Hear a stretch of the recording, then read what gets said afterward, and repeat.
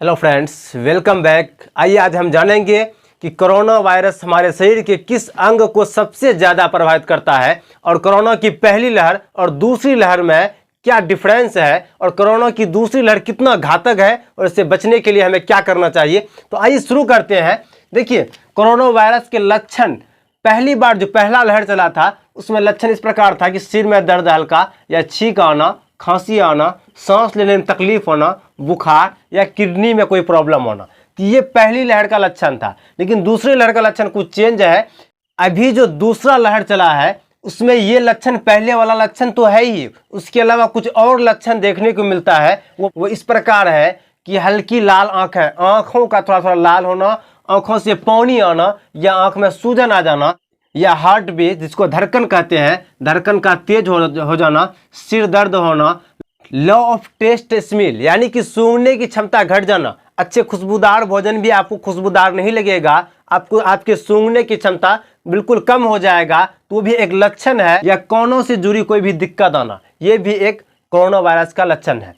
Corona की पहली लहर में व्यक्ति को प्रभावित होने में 8 से 10 दिन का समय लगता था, यानी काफ़ी टाइम लगता था, लोगों के पास काफ़ी टाइम था। लेकिन दूसरी लहर इतना खतरनाक है, इसको प्रभावित करने में मात्र 2 से 3 दिन लगता है।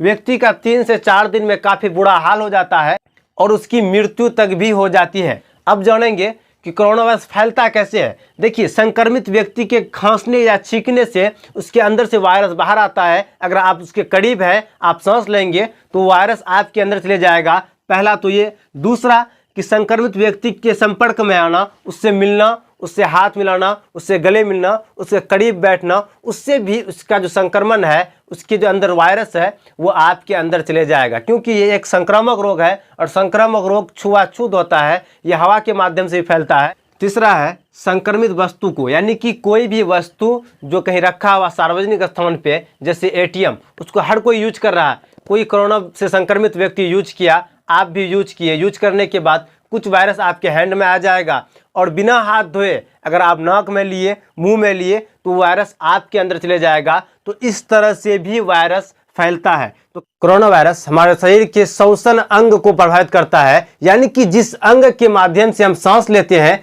उसी अंग को सबसे ज्यादा प्रभावित करता है। आपको बता दें कि मनुष्य का श्वसन अंग है फेफड़ा, यानी कि लंग्स। तो याद रहे कि नाक श्वसन अंग नहीं है, नाक सिर्फ एक रास्ता है ऑक्सीजन को ले जाने का। मेन श्वसन अंग जो है वो फेफड़ा है, यानी कि हम जो सांस लेते हैं फेफड़ा से लेते हैं, नाक से नहीं। नाक एक सिर्फ रास्ता है। तो इसको किस प्रकार से प्रभावित करता है, जब कोई संक्रमित व्यक्ति हमारे आस पड़ोस में वो सांस लेते हैं तो जब हवा छोड़ता है तो उसके छोड़ने के क्रम में उसके साथ वायरस भी बाहर आता है, उसको फिर हम सांस लेते हैं तो सांस लेने के माध्यम से उस हवा के द्वारा वो हमारे अंदर प्रवेश कर जाते हैं। या फिर किसी संक्रमित व्यक्ति से हाथ मिलाने के बाद या संक्रमित वस्तु को छूने के बाद हम हाथ नाक में लेते हैं तो वायरस नाक के माध्यम से धीरे धीरे फेफड़ा तक पहुंचता है और वहां जाकर के ये अपना काम शुरू करता है। तो आइए श्वसन तंत्र के सभी ऑर्गेन्स को देखते हैं और देखते हैं कि वायरस पहले कहां प्रवेश करता है, फिर किस प्रकार से अपना काम को आगे बढ़ाता है। रेस्पिरेटरी सिस्टम इसका मेन मुख्य अंग है लंग्स। इसके अलावा और भी बहुत सारे अंग हैं। जैसे सबसे पहले हम जो सांस लेते हैं नाक के द्वारा लेते हैं तो इसको बोलते हैं नासा छिद्र, नासा छिद्र। उसके बाद नासा छिद्र के बाद ये जाता है नासा कपाट, यानी कि नाक के ऊपर में जो है इसको बोलते हैं नासा कपाट। यहाँ एक तरल पदार्थ, एक चिपचिपा पदार्थ पाया जाता है जिसको म्यूकस बोलते हैं, जो वायु को छानने का काम करता है। अब यह है फायरिंग्स, जिसको एपिग्लोटिक्स भी बोलते हैं। जब भोजन करते हैं तो ये ढकने का काम करता है। इसके आगे है लैरिंग्स, जिसको वॉइस बॉक्स बोलते हैं, ये स्वर को बनाने का काम करता है, आवाज को बनाने का काम करता है। इसके आगे एक पाइप है लंबा सा, इस पाइप को बोलते हैं ट्रेकिया। ट्रेकिया के बाद आगे जाके ये पाइप 2 भागों में बढ़ता है। जब 2 भागों में बढ़ता है तो इस पाइप को हम बोलेंगे ब्रोंकाई। एक था तो ट्रेकिया, जब 2 भाग में बढ़ गया इसको बोलेंगे ब्रोंकाई।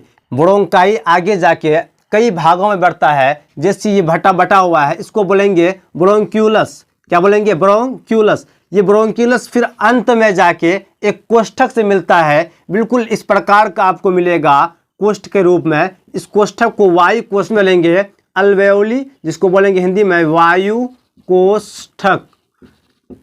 यहाँ पे ब्लड पहले से आया हुआ रहता है। ब्लड में उपस्थित हीमोग्लोबिन इस ऑक्सीजन को उठाने का काम करता है, इसको लेके पूरा शरीर में बांटने का काम करता है। वायरस सबसे पहले नाक या मुंह के द्वारा हमारे श्वसन अंग में प्रवेश करता है, यहाँ पे आता है, धीरे धीरे धीरे धीरे ये फेफड़ा तक पहुँचता है। फेफड़ा में ये यहाँ तक आ जाता है। यहाँ आने के बाद कोशिका में प्रवेश करने के बाद ये मिलता है राइबोसोम से। राइबोसोम का काम है कोशिका का विभाजन करना, तो ये कोरोना वायरस के भी कोशिकाओं को विभाजन करना शुरू करता है और उसकी कोशिका बहुत जल्दी हजारों गुना विभाजित हो जाता है, क्योंकि हमारे कोशिका जो है उसमें डीएनए पाया जाता है, जबकि कोरोना वायरस की कोशिकाओं में आरएनए पाया जाता है जो बहुत जल्दी विभाजित हो सकता है।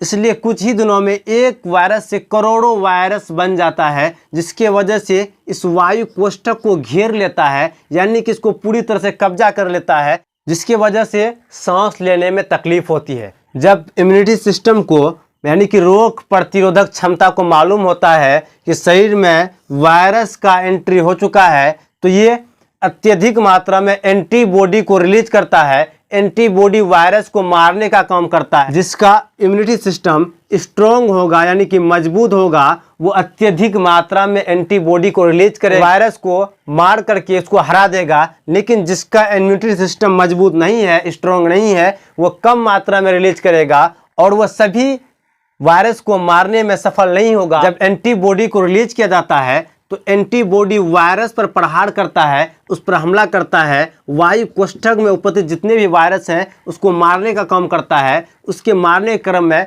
कभी कभी यहाँ पानी भर जाता है, जिसकी वजह से सांस लेने में संक्रमित व्यक्ति को काफ़ी प्रॉब्लम होता है। उस वजह से व्यक्ति को ऑक्सीजन सिलेंडर की आवश्यकता होती है, या फिर जब अत्यधिक हालात बिगड़ जाए, ज़्यादा प्रॉब्लम आ जाए, वो ज़्यादा प्रॉब्लम क्रिएट हो जाता है, तो उसको सांस लेने में काफ़ी प्रॉब्लम होती है, तो उस समय व्यक्ति को वेंटिलेटर की आवश्यकता होती है। कोरोना वेव 2 से बचने के लिए क्या करें क्या नहीं करें, तो आइए देखते हैं क्या करना चाहिए। खांसते या छींकते समय अपने नाक को रुमाल या टिश्यू पेपर या कोहनी से इस प्रकार से ढकें। दूसरा, अपने हाथ को बार बार साबुन से धोएं। संक्रमित व्यक्ति से दूरी बनाए रखें। भीड़ भाड़ वाला स्थान पे जरूरत पड़ने पर ही जाए। मास्क का उपयोग करें। लक्षण दिखने पे घर पर ही आराम करें अलग रूम में, और डॉक्टर से सलाह लें। अपने मन से दवाई न लें। पीने में गर्म पानी का उपयोग करें, या अगर चाय पीते हैं तो सादी चाय नींबू के साथ, जिसको लेमन टी बोलते हैं, उसका ज़्यादा उपयोग करें। तथा पोषक युक्त भोजन खाएं, जिससे आपका इम्यूनिटी सिस्टम मजबूत हो, स्ट्रॉन्ग हो, क्योंकि इम्यूनिटी सिस्टम जितना मजबूत होगा वो उतना ही मात्रा में एंटीबॉडी को रिलीज करेगा, जिससे वायरस को मारने में सहायक होगा। इम्यूनिटी सिस्टम को मजबूत करने के लिए मीट, फिश यानी कि मांस, मछली, दूध और फ्रूट यानी कि फल का सेवन ज़्यादा करें। है कि क्या न करें, देखिए, गंदी हाथों से नाक या मुंह को न छुएं। सार्वजनिक स्थान पर न थूकें। किसी से मिलने के दौरान उससे गला न मिले या हाथ न मिलाएं या चुंबन न करें। भीड़ वाले स्थान पर बिल्कुल न जाएं। लॉकडाउन का उल्लंघन न करें, उसका पालन करें। आपसे हाथ जोड़कर विनती है कि जरूरत पड़ने पर ही बाहर जाएं। लॉकडाउन का पूरा पालन करें, क्योंकि लॉकडाउन का पालन करने में मेरा सुरक्षा है, अपना फायदा है। लॉकडाउन मेरे सुरक्षा के लिए, आपकी सुरक्षा के लिए लगाया गया है, इसलिए उसका पूरा पालन करें। यानी कि जान है तो जहान है। जब आप बचेंगे तभी आपका कोई भी धन दौलत काम आएगा, अदरवाइज वो सब बेकार है। इसलिए सबसे पहले अपना ख्याल रखें। कोरोना से रिलेटेड कोई भी अच्छी जानकारी को अपने दोस्त या अपने रिलेटिव के पास शेयर करें, अफवाह न फैलाएं। इस वीडियो को ज़्यादा से ज़्यादा शेयर करें। तो रोज़ की तरह आपसे एक क्वेश्चन है लास्ट में कि इस लॉकडाउन के दौरान आपको सबसे ज़्यादा कौन सा प्रॉब्लम को फेस करना पड़ रहा है। आप इसका आंसर कमेंट बॉक्स में बताएं। आज का वीडियो यहीं तक। जय हिंद।